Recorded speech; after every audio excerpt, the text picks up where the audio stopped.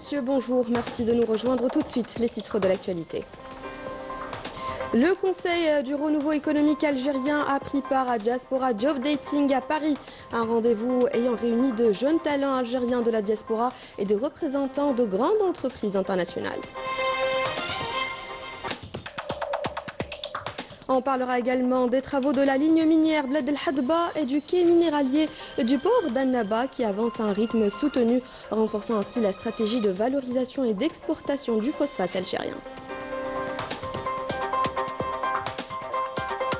L'implication du Marzane dans une affaire de trafic de drogue a été confirmée à l'issue d'un important procès en Espagne. 5 principaux accusés d'un vaste réseau opérant dans plusieurs pays européens ont été condamnés. Bienvenue à tous. Tout d'abord, l'Algérie a exprimé sa profonde indignation et sa ferme condamnation suite à l'attaque terroriste perpétrée contre l'aéroport international Diori Amani de Niamey au Niger. En cette douloureuse circonstance, l'Algérie réaffirme sa pleine solidarité avec le peuple et le gouvernement nigérien face à cette attaque odieuse qui vise à porter atteinte à la sécurité et à la stabilité du Niger, frère. L'Algérie réitère également son soutien aux autorités nigériennes dans leur effort et leur lutte contre le terrorisme ainsi que son engagement en faveur du renforcement de la coopération bilatérale et régionale pour faire face à cette menace qui pèse sur la paix et la sécurité dans notre espace commun.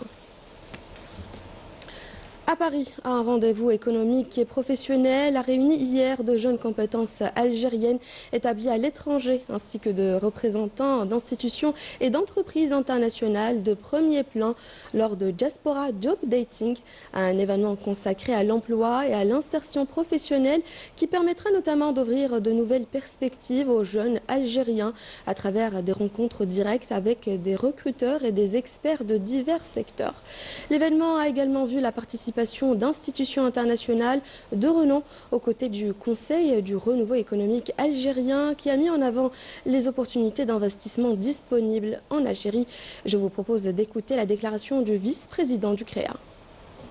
Nous avons répondu présent à l'invitation de Diaspora qui est très active et qui est à remercier pour venir apporter notre pierre à cet édifice, l'édifice d'abord de réunir des étudiants algériens, deuxièmement de leur dire que nous sommes là pour les servir, pour leur parler un peu de l'élan économique, de la croissance et des perspectives en Algérie, de leur dire que nos entreprises grandes et moins grandes sont à leur disposition pour tous les stages, pour des éventuels recrutements, bien sûr, en fonction des filières, mais c'est surtout pour leur dire que l'avenir est devant eux et que dans la vie, les situations sont dynamiques et que l'Algérie, l'Afrique, d'une manière générale, sera le centre de la croissance mondiale d'ici 2050, que la croissance démographique sera aussi au rendez-vous africain et que l'Algérie, faisant partie de l'Afrique, a tous les atouts, a tous les ingrédients, réunit tous les ingrédients pour être vraiment un moteur de croissance dans les continents africains. Justement, l'Algérie poursuit sa dynamique de modernisation économique à travers la réalisation de projets stratégiques visant à diversifier ses ressources de revenus et à soutenir le développement national. Parmi ces projets, le dédoublement de la ligne minière Bled El Hadba dédiée au transport du phosphate dont les travaux du tronçon Bouchgouf à Annaba avancent à un rythme soutenu. Hicham Karrah et Anne Ijer.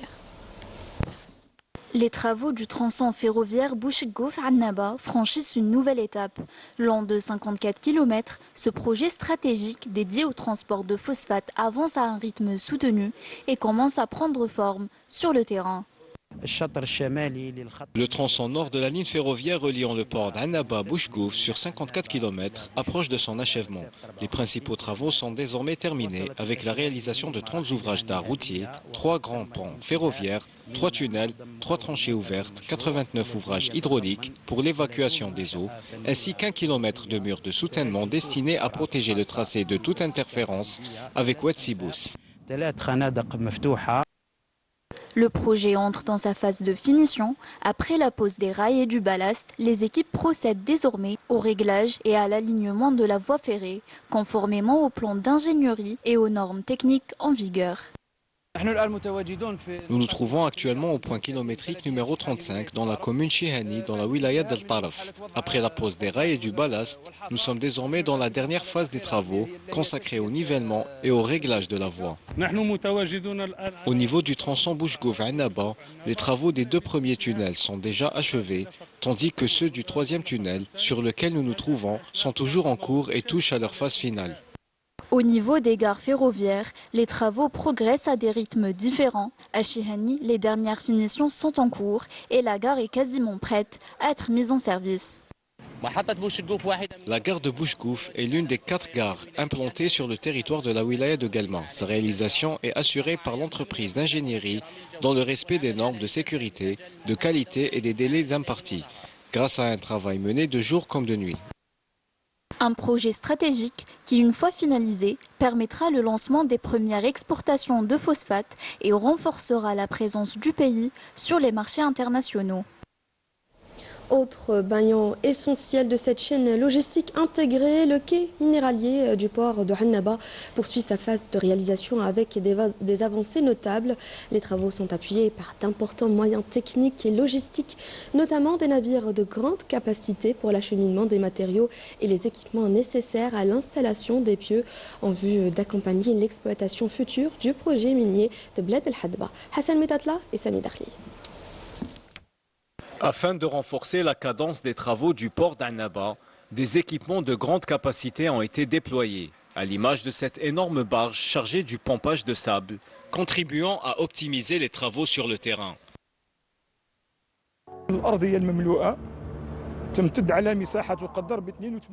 La plateforme s'étend sur une superficie de 82 hectares. Les 32 premiers hectares ont été réalisés selon les méthodes classiques à travers l'acheminement de matériaux de carrière.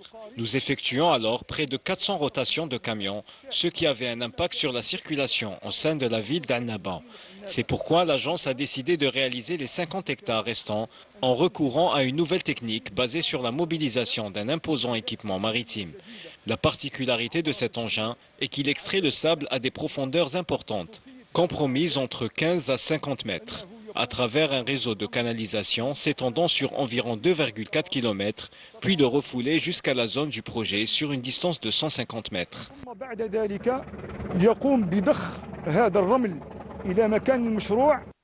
Parallèlement, le dispositif opérationnel a été étoffé par la mobilisation de barges spécialisées destinées à l'acheminement et à l'installation des pieux. Le chantier a également été renforcé par des barges de levage de grande capacité, équipées d'un nouveau marteau de battage, ainsi que par une embarcation dédiée au transport des pieux. Cette dernière peut acheminer jusqu'à 16 pieux à la fois, alors qu'auparavant sa capacité était limitée à 3 ou 4 pieux seulement. Aujourd'hui, le rythme de réalisation devrait connaître une nette progression, permettant l'installation de 8 à 9 pieux par jour. Concernant les pieux, 480 unités ont déjà été assemblées par soudage, dont 365 déjà battus. Il nous reste 115 pieux déjà réceptionnés, prêts pour leur battage par une société chinoise. Avec des ressources supplémentaires et une organisation adaptée, les équipes poursuivent les travaux à un rythme soutenu, confirmant l'ambition de mener ce projet stratégique à son terme dans les délais impartis. أقسم بالله العلي العظيم أن أكون الخادم الوفي لبلدي.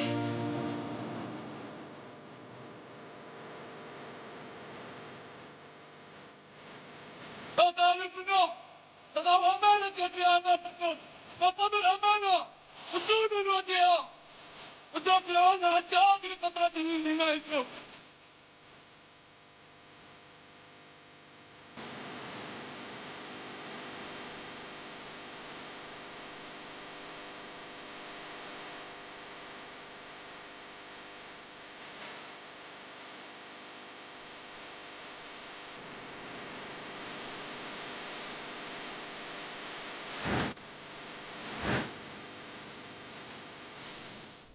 Le général-major Zoubir Rouila, commandant des forces aériennes, a présidé hier à l'école de spécialisation sur hélicoptères Shahid Balatouhami de Sétif, relevant de la 5e région militaire. La cérémonie de sortie de 6 promotions au titre de l'année scolaire 2025-2026. Rina Lerari. La cérémonie de sortie de 6 promotions de l'école de spécialisation sur hélicoptère Shahid Balatouhami à Ain Arnat, relevant de la 5e région militaire, a débuté par l'inspection des carrés des promotions sortantes par le général-major Zoubir Rouila, commandant des forces aériennes. Dans son allocution, le commandant de l'école a salué l'intérêt particulier que porte le haut commandement de l'armée nationale populaire à la formation au sein de cet établissement, ainsi que l'ampleur des efforts déployés par ses cadres et ses enseignants.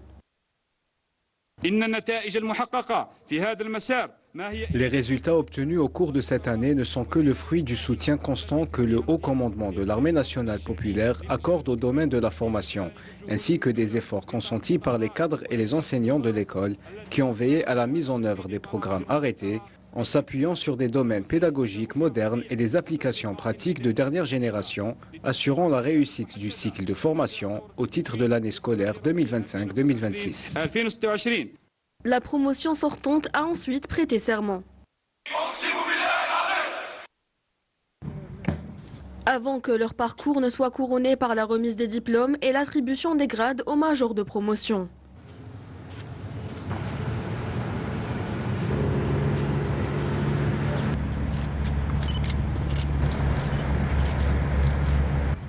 Le sabre de l'école a été remis au major de promotion de la promotion. Suivi de l'échange du drapeau national entre les promotions sortantes et les promotions entrantes, conformément aux traditions de l'institution.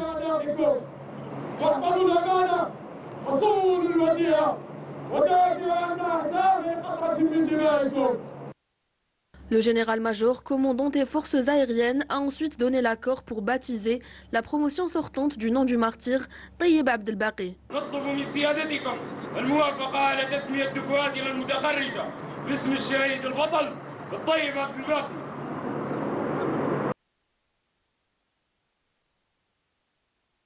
La cérémonie s'est poursuivie avec des formations militaires qui ont exécuté un défilé mettant en évidence le haut niveau de maîtrise et de professionnalisme atteint par les promotions diplômées.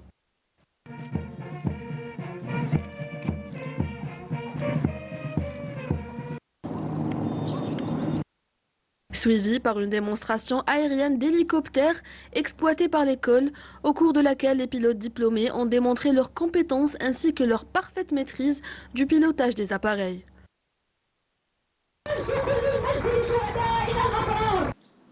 À la fin de la cérémonie, la famille du shahid, dont la promotion sortante porte le nom, a été honorée.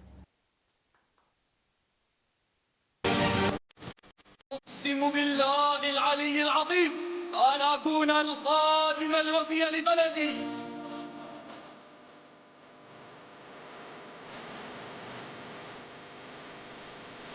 أمانتنا أنا أمانة بأمانتكم فطب الأمانة أصول الوديعة ندافعون حتى آخر قطرة من دمائكم.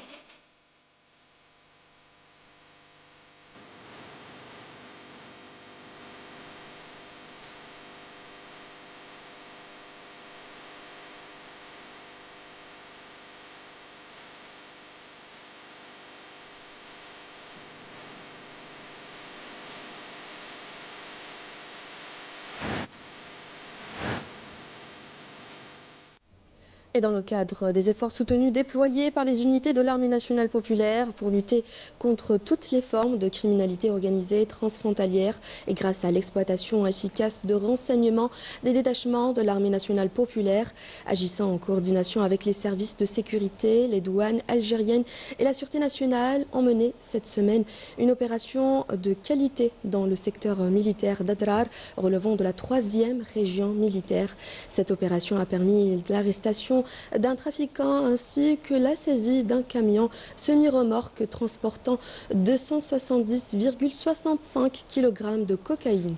Ces résultats enregistrés dans le cadre de la lutte contre la criminalité organisée témoignent de l'efficacité et de la coordination sécuritaire entre les différentes institutions concernées et illustrent leur engagement constant à préserver la sécurité et la tranquillité des citoyens.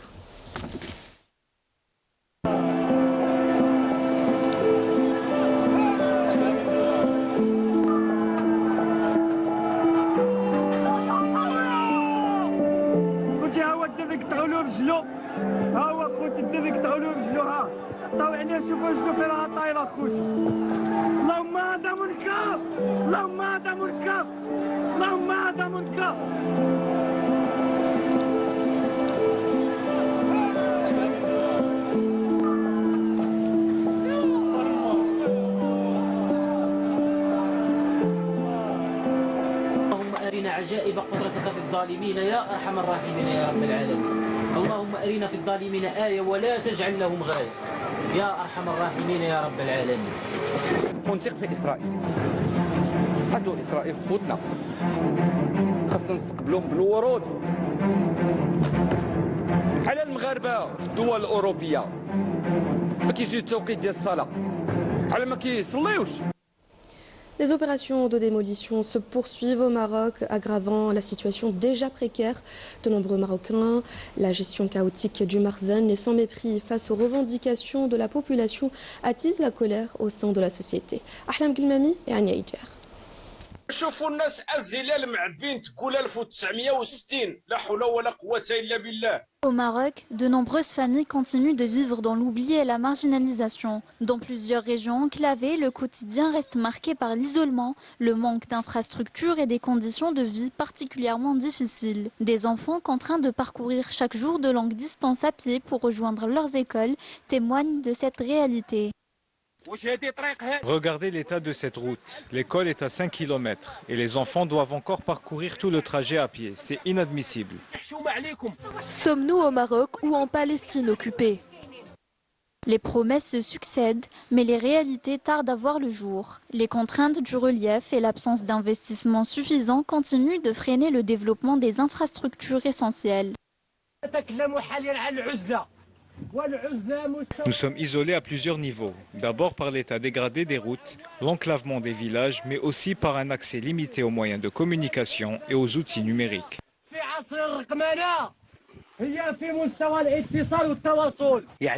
Nous demandons des choses simples, une route praticable, un accès aux soins et un réseau de communication fonctionnel. Pas de route, pas de réseau. Nous avons l'impression d'être coupés du reste du monde. Nous n'accordons aucun pardon à ceux qui continuent d'opprimer les Marocains.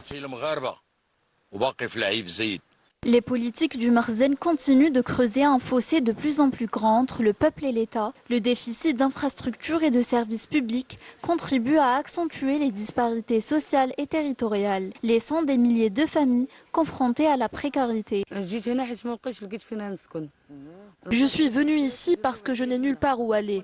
Partout où je me rends, on me chasse. Je n'ai pas les moyens de payer un loyer et je me retrouve à la rue avec mes enfants. Entre habitation détruite, pauvreté persistante et accès limité aux services de base, ces témoignages mettent en lumière une fracture sociale profonde qui continue de toucher une grande partie de la population marocaine. Trafic de drogue, l'implication du Marzen confirmée encore une fois à l'issue d'un important procès en Espagne. La justice du pays vient de condamner 5 accusés principaux appartenant à un large réseau s'étendant à plusieurs pays européens. Ilham Achir et Badi Armani. Dans une scène qui résume la politique délibérée du Marzen consistant à soutenir le trafic de drogue, des moules en plastique rigides conçus sous forme de pommes de terre renfermant des plaques de résine de cannabis ainsi que des pastèques remplies de hashish illustrent de nouvelles méthodes qui révèlent la complicité du Marzen dans la contrebande de cannabis vers l'Europe. Cette complicité a été mise au jour par une enquête de la police espagnole ayant conduit à l'interpellation de 5 accusés condamnés par la justice espagnole pour avoir introduit 13,7 tonnes de hashish en Espagne via le port de Nador, dans le nord-est du Maroc, dans le cadre de l'une des plus importantes opérations de trafic découvertes récemment par les services de sécurité espagnols. Les saisies estimées à plus de 25 millions d'euros lèvent le voile sur l'ampleur réelle de l'économie parallèle liée au trafic de drogue du Marzen, ainsi que sur la poursuite des avantages et de la protection dont bénéficient les réseaux criminels de contrebande. Cette opération, dont la ville espagnole d'Almería a été le théâtre, vient s'ajouter à une série de rapports et d'opérations sécuritaires européens établissant un lien entre le Maroc et les filières de trafic de hashish vers l'Europe. Cela replace une nouvelle fois le Marzen au centre des critiques concernant l'afflux de drogue à travers la Méditerranée et les graves conséquences sécuritaires, sociales et économiques qui en découlent. Ces défis exigent aujourd'hui plus que jamais une action concertée pour faire face aux dangers que représentent les réseaux de trafic de drogue en provenance du Maroc, lesquels continuent de menacer la sécurité et la stabilité du nord de la Méditerranée. À Gaza, 3 Palestiniens ont été tués et plusieurs autres ont été blessés lorsqu'un drone sioniste a visé un véhicule civil près de la mosquée Abu Khadra dans le quartier de Rimel. Le haut-commissaire des Nations Unies aux droits de l'homme a affirmé lors d'un discours prononcé devant le Conseil des droits de l'homme à Genève que l'entité sioniste ne se contentait pas uniquement de prendre des Palestiniens pour cible, mais confisque également leurs terres. Il a également fait savoir que l'entité sioniste avait émis au moins 23 ordres de confiscation de terres de Palestiniens en Cisjordanie occupée depuis le début de l'année en cours, et ce après avoir fait plusieurs martyrs et blessés parmi eux. Football pour terminer. L'heure est déjà à la remobilisation pour les Verts. La sélection nationale poursuit sa montée en puissance avant 2 rendez-vous déterminants dans cette Coupe du Monde. Les détails avec Maïsel Bouhala.